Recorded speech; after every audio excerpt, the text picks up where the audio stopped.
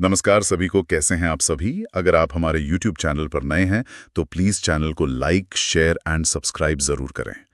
तो उम्मीद है हमारे सभी श्रोता बिल्कुल तैयार होंगे, क्योंकि आज के इस डीप डाइव में हम एक ऐसे ऐतिहासिक सफ़र पर निकलने वाले हैं जो किसी भी थ्रिलर फिल्म से कहीं ज़्यादा रोमांचक है। बिल्कुल। थ्रिलर से तो कहीं ज्यादा ही दिलचस्प है ये सफर। हाँ, मतलब आज के हमारे इस विस्तृत विश्लेषण का जो विषय है ना, वो है राजस्थान का इतिहास और विशेष रूप से 7वीं से 12वीं शताब्दी का वो दौर जिसे हम राजपूत काल के नाम से जानते हैं। और इसमें भी आज हमारा पूरा फोकस रहेगा महान चौहान राजवंश पर। सही कहा। और मैं देखने वालों को बता दूं कि ये सिर्फ कुछ तारीखों का पुलिंदा नहीं है, बल्कि इसमें शौर्य है, राजनीति है, वफादारी है और उससे भी बढ़कर अपनों के भयानक विश्वासघात की कहानियां हैं। जी बिल्कुल। अगर हम भारतीय इतिहास के पन्नों को पलटे ना, तो ये कालखंड अपने आप में एक बहुत बड़ा टर्निंग पॉइंट या कह लीजिए बदलाव का दौर था। थोड़ा पीछे से शुरुआत करते हैं। 647 ईस्वी में जब महान सम्राट हर्षवर्धन की मृत्यु हुई, तो उसके बाद पूरे उत्तर भारत में एक विशाल राजनीतिक शून्यता आ गई थी। अच्छा, मतलब एक तरह का पॉलिटिकल वैक्यूम। हाँ, बिल्कुल। एक पॉलिटिकल वैक्यूम की तरह समझ सकते हैं इसे, जहां कोई एक बड़ा केंद्रीय शासक या वैसी कोई छतरी नहीं बची थी जो पूरे देश को बांध कर रख सके। कोई बड़ा लीडर नहीं था उस वक्त। ठीक कहा। और इसी दौर में ना, इसी शून्यता को भरने के लिए अलग अलग क्षेत्रों में राजपूतों का उदय होता है। ये पूरा राजपूत काल मुख्य रूप से 7वीं शताब्दी से शुरू होकर 1192 ईस्वी में तराइन के द्वितीय युद्ध के साथ समाप्त माना जाता है। चलिए इसे थोड़ा समझते हैं। राजपूतों की उत्पत्ति आखिर हुई कैसे? क्योंकि मैंने जो नोट्स पढ़े हैं उनमें इस बात को लेकर इतिहासकारों में बड़ा भारी मतभेद दिखता है। हाँ, विवाद तो बहुत हैं इस पर। मतलब कोई कुछ कह रहा है, कोई कुछ। हमारे आज के स्रोतों में 4 प्रमुख सिद्धांतों का जिक्र है। थोड़ा इनके बारे में गहराई से बताइए कि आखिर सच क्या है। ये बहुत ही दिलचस्प सवाल है। दरअसल इतिहास केवल वो नहीं है जो घटित हुआ, बल्कि वो भी है जिसे बाद में किस तरह लिखा गया। ये तो है। तो पहला सिद्धांत जो सबसे मशहूर है वो है अग्निकुंड का सिद्धांत। चंद बरदाई, जो पृथ्वीराज चौहान के राजकवि थे, उन्होंने अपने महाकाव्य पृथ्वीराज रासो में लिखा है कि जब धरती पर राक्षसों का आतंक बढ़ गया, अच्छा। हाँ, तो आबू पर्वत पर ऋषि वशिष्ठ ने एक महायज्ञ किया और उसी अग्निकुंड से 4 योद्धा वंश निकले: प्रतिहार, परमार, चौहान और चालुक्य। मतलब एक तरह से जनता के बीच स्थापित करना कि ये शासक सीधे भगवान या किसी पवित्र अग्नि के अंश हैं। बिल्कुल, ये इन राजवंशों को दैवीय अधिकार देने की एक कोशिश थी। समझ गया। और दूसरा सिद्धांत क्या कहता है? दूसरा सिद्धांत है ब्राह्मण उत्पत्ति का। हमारे प्रमुख इतिहासकार गोपीनाथ शर्मा और D.R. भंडारकर इस मत का बहुत मजबूती से समर्थन करते हैं। तो क्या इसका कोई पुख्ता सबूत है? हाँ, उनका ये दावा हवा में नहीं है, बल्कि बिजोलिया शिलालेख पर आधारित है। इस शिलालेख में चौहानों को वत्स गोत्र का ब्राह्मण बताया गया है। काफी दिलचस्प है। और इसके बाद एक तीसरा दृष्टिकोण आता है जो पूरी तरह अलग है, विदेशी उत्पत्ति का सिद्धांत। विदेशी मतलब बाहर से आए हुए? जी, कर्नल जेम्स टॉड, जिन्होंने राजस्थान के इतिहास पर बहुत गहरा शोध किया है, उनका मानना था कि राजपूत असल में शक और सीथियन जैसी विदेशी लड़ाकू जातियों के ही वंशज हैं। ओहो, जो भारत आकर यहीं रच बस गए। बिल्कुल। वहीं V.A. स्मिथ नाम के एक इतिहासकार हैं जो इनकी उत्पत्ति को हूण जाति से जोड़ते हैं। हाँ। और चौथा सिद्धांत शायद वो है जो हमें थोड़ा जाना पहचाना सा लगता है, वैदिक क्षत्रिय या सूर्य चंद्रवंशी होने का सिद्धांत। हाँ, एकदम सही पकड़ा आपने।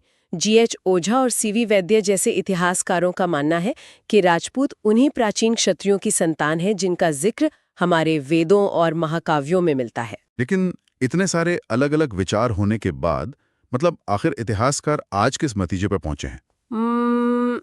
इन सभी सिद्धांतों का बहुत ही बारीकी से अध्ययन करने के बाद ना, आज के समय में जो सबसे ज्यादा मान्य और तर्कसंगत सिद्धांत माना जाता है वो है मिश्रित उत्पत्ति का सिद्धांत। मिश्रित उत्पत्ति, ये किन्होंने दिया है?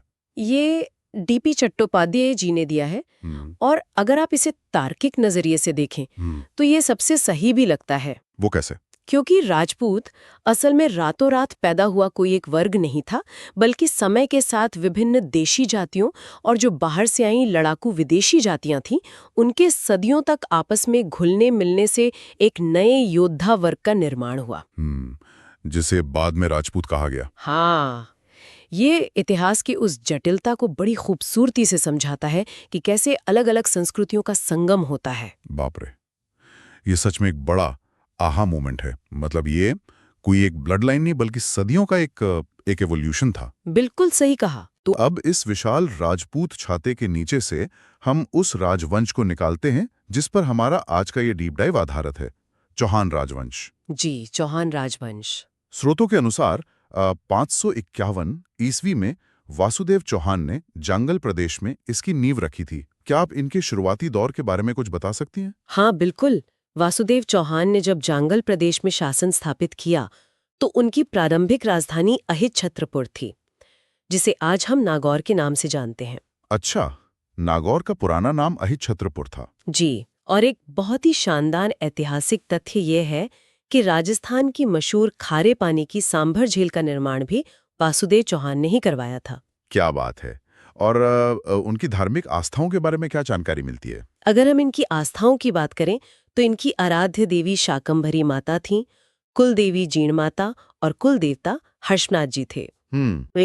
एक बहुत बड़ा शहरी जोड़ दिया, अजयराज। हाँ, अजयराज का समय बहुत महत्वपूर्ण है। 11वीं शताब्दी की शुरुआत, मतलब 1113 ईस्वी के आसपास का समय सोचिए आप सभी। अजयराज सिर्फ एक राजा नहीं थे, उन्होंने बाकायदा 1113 ईस्वी में अजमेर शहर बसाया और वहाँ एक बेहद मजबूत अजय मेरू दुर्ग खड़ा किया। बिल्कुल। और एक बात जो मुझे स्रोतों में पढ़कर बहुत हैरान कर गई, वो ये थी कि उन्होंने चांदी के सिक्के चलाए जिन पर उनकी पत्नी सोमलेखा का नाम गुदा हुआ था। यहाँ सबसे रोचक बात यह है कि उस दौर में जब सत्ता पूरी तरह से पुरुष प्रधान मानी जाती थी, सिक्कों पर महारानी का नाम होना महिलाओं के सम्मान और राजकाज में उनकी अहमियत का एक बहुत बड़ा प्रमाण है। सच में ये बहुत बड़ी बात है। बिल्कुल। अजयराज के बाद सत्ता संभाली अर्णोराज ने, जिन्हें हम आनाजी के नाम से भी जानते हैं। इनका शासन 1133 से 1153 ईस्वी तक रहा। हाँ, आना जी के समय की तो घटना बहुत मशहूर है ना। जी, तुर्कों के एक बहुत बड़े और भयंकर आक्रमण को जब इन्होंने विफल किया, तो ऐसा कहा जाता है कि युद्ध भूमि खून से पूरी तरह लाल हो गई थी। बाप रे। और उस धरती को साफ करने के लिए अर्णोराज ने अजमेर में आना सागर झील का निर्माण करवाया। साथ ही उन्होंने पुष्कर में भगवान विष्णु के वराह मंदिर का भी निर्माण करवाया। लेकिन इतने बड़े और महान शासक का अंत किसी युद्ध के मैदान में नहीं हुआ। मतलब ये चौहान इतिहास की सबसे दर्दनाक त्रासदियों में से एक है। बहुत ही दुखद अंत था उनका। अर्णोराज की हत्या किसी बाहरी दुश्मन ने नहीं, बल्कि उनके अपने ही बेटे जगदेव ने कर दी थी। मतलब सत्ता की भूख क्या क्या करवाती है। जी, इतिहास में जगदेव को चौहानों का पितृहंता यानी पिता को मारने वाला कहा जाता है। लेकिन इस अंधकार के बाद ही चौहान राजवंश का स्वर्ण काल भी आता है। प्रसिद्ध इतिहासकार डॉक्टर दशरथ शर्मा के अनुसार विग्रहराज चतुर्थ, जिन्हें बीसन देव भी कहा जाता है, उनका समय अजमेर के चौहानों का सुनहरा दौर था। इनका समय 1153 से 1164 ईस्वी तक था, राइट? हाँ, बिल्कुल। और विग्रहराज सिर्फ तलवारधानी नहीं थे, बल्कि एक बहुत उच्च कोटि के विद्वान भी थे। उन्हें कवि बांधव और कटी बंधु की उपाधियां दी गई थीं। अच्छा, मतलब एक योद्धा जो कवि भी था। जी, उन्होंने खुद संस्कृत में हरिकेली नाम का नाटक लिखा और उनके दरबार में सोमदेव जैसे साहित्यकार थे जिन्होंने ललित विग्रहराज की रचना की। और सैन्य मोर्चे पर भी वो पीछे नहीं थे। उन्होंने दिल्ली के तोमर वंश को हराकर सीधा दिल्ली पर कब्जा कर लिया था। हाँ, उनका साम्राज्य काफी विशाल था। उन्होंने अजमेर में एक बहुत बड़ी संस्कृत पाठशाला बनवाई थी।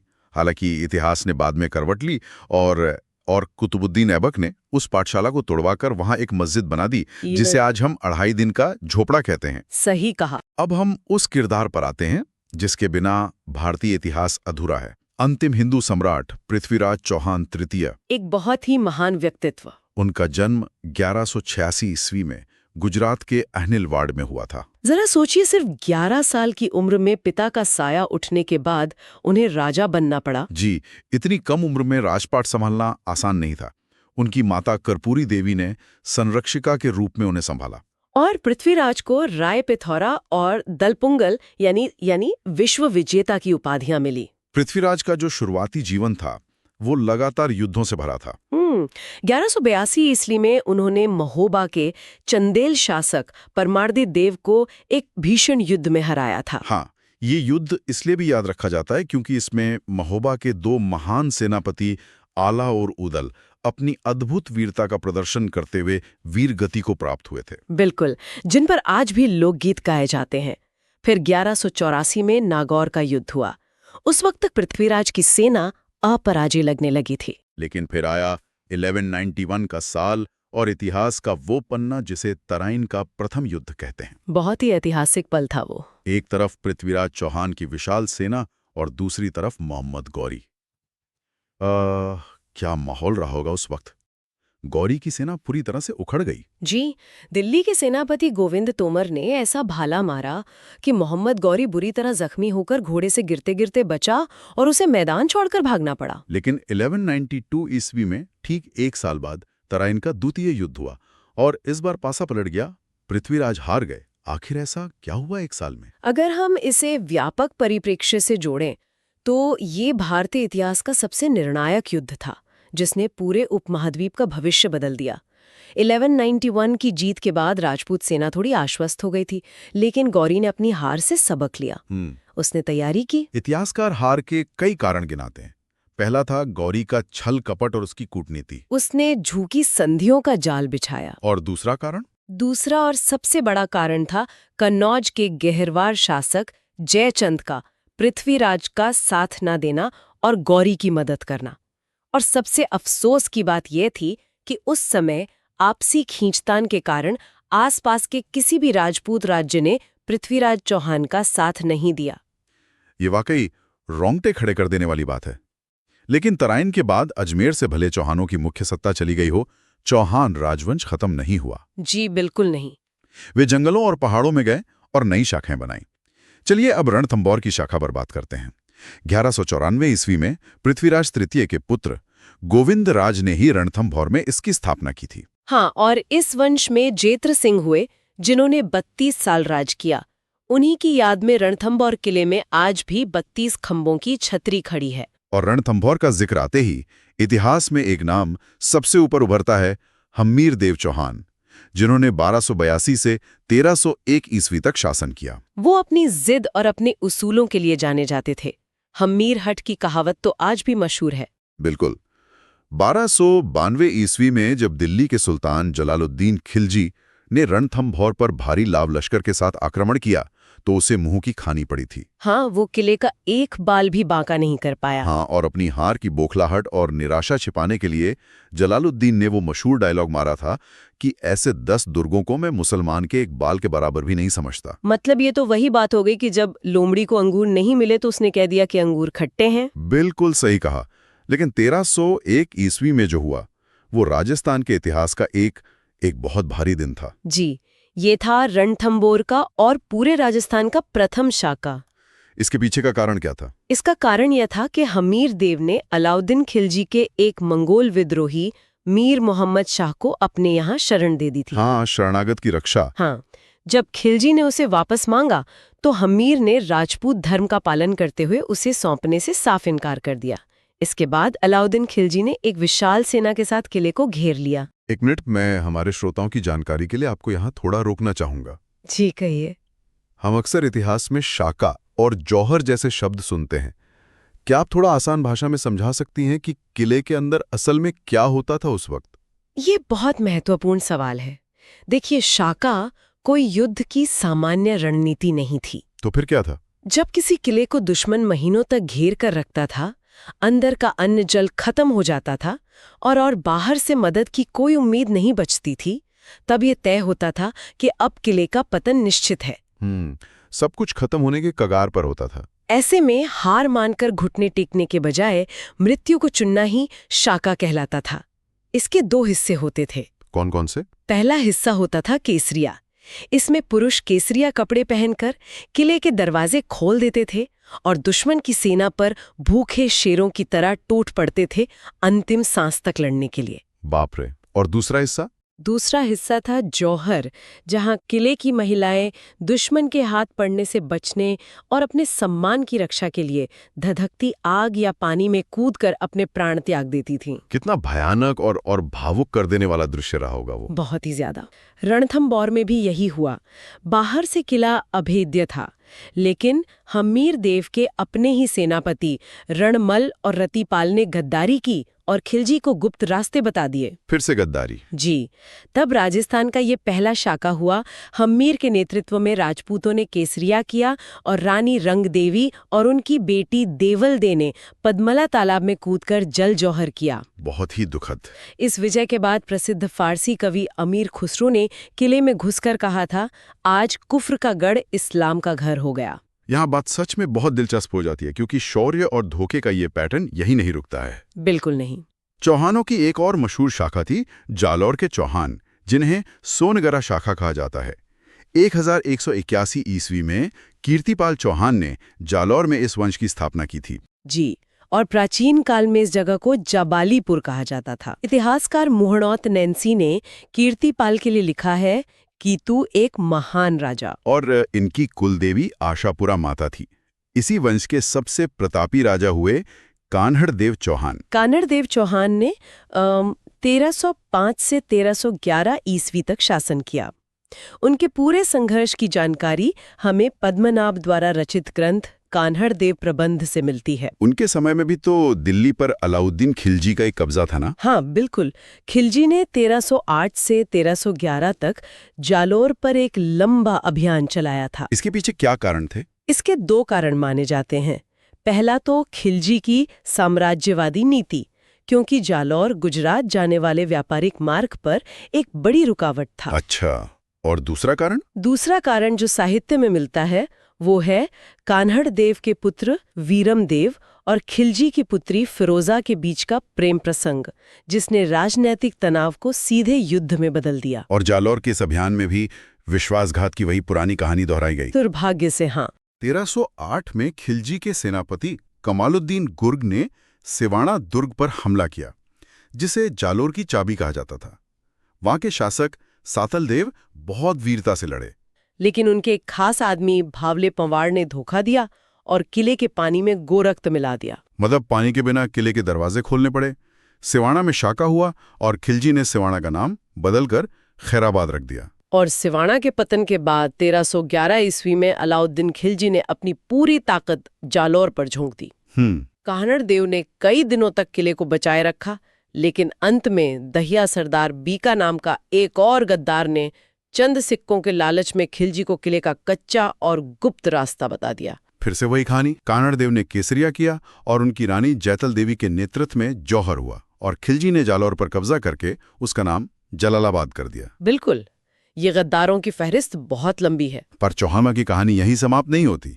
चलिए अब चलते हैं पहाड़ों की तरफ, सिरोही की देवड़ा शाखा की ओर। जी, 1311 ईस्वी में जब जालौर जल रहा था, तब लुम्बा चौहान ने इस देवड़ा शाखा की स्थापना की थी। पहले इनकी राजधानी चंद्रावती थी। बाद में 1425 में सहसमल देवड़ा ने एक नया नगर बसाया, जिसे आज हम सिरोही कहते हैं। सिरोही का इतिहास अपने आप में बहुत विद्रोही रहा है। यहाँ के सबसे शक्तिशाली शासक हुए सुल्तान देवड़ा। हाँ, 1583 ईस्वी के दत्तानी के युद्ध में उन्होंने सीधा मुगल सेना को धूल चटा दी थी, जिसका नेतृत्व खुद जगमाल सोदिया कर रहे थे। और सुल्तान देवड़ा की हिम्मत का अंदाजा आप इस बात से लगा सकते हैं कि उन्होंने मुगलों के खिलाफ लड़ रहे महाराणा प्रताप के भाई राव चंद्रसेन को अपने यहाँ संरक्षण दिया था। क्या बात है।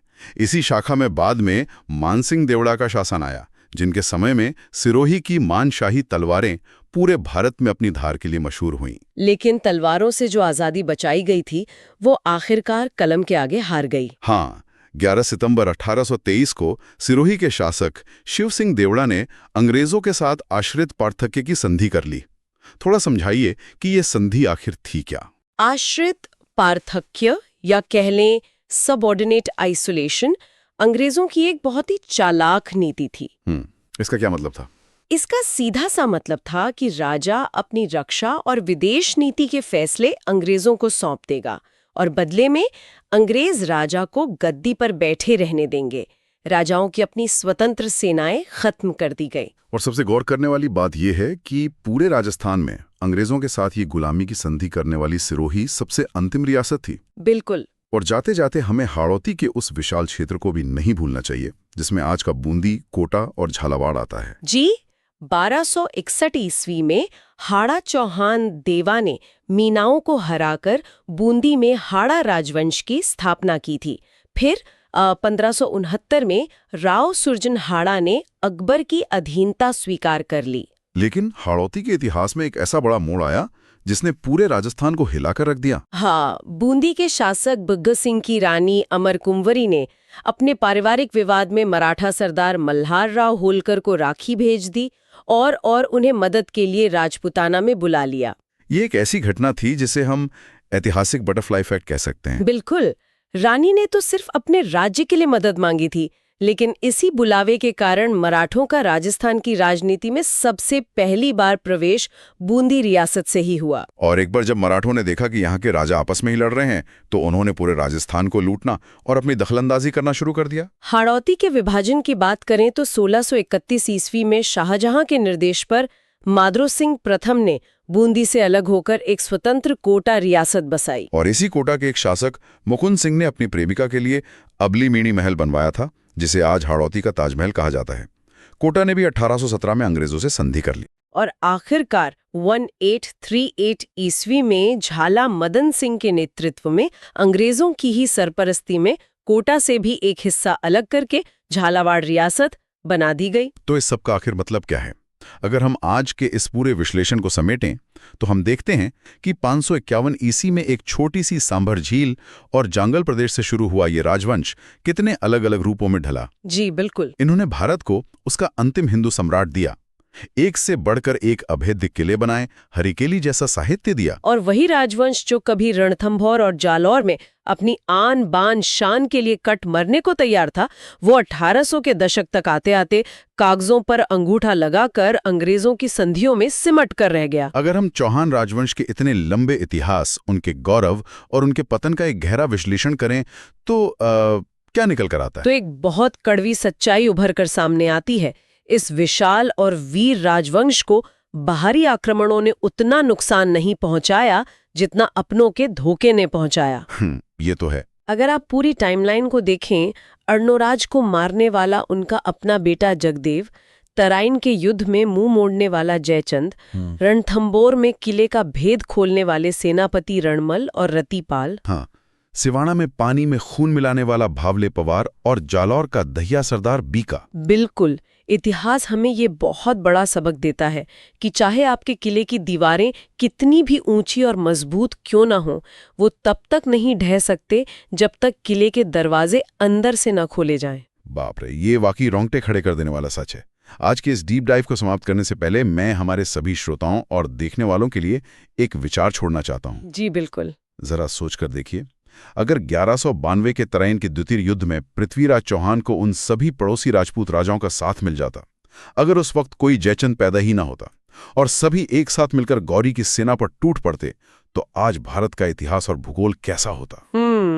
शायद दुनिया का नक्शा ही कुछ और होता। क्या आज हम इतिहास की किताबों में किसी और ही दुनिया के बारे में पढ़ रहे होते? ये सोचने वाली बात है। आज की